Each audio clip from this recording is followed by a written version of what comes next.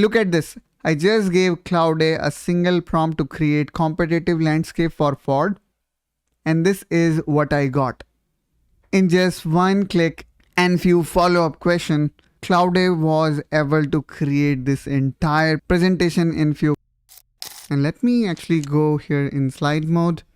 And you can see, how this whole presentation talks about in terms of data, which is being extracted from some of reliable source. Really, you can even see the source is also mentioned, and these sources are kind of reliable. So really, you can rely on the data and the presentation created by Claude. And in this video, I'm going to show you step by step how you can generate these kind of presentation in just single click. Alright, so let me quickly show you how we can get started. For that, I'm going to open this blank presentation.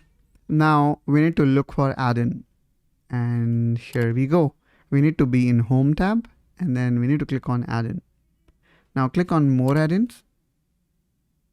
This will open Office add-in store. Now here, search for Claude.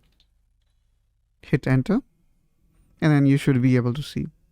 Let's click here on add and continue.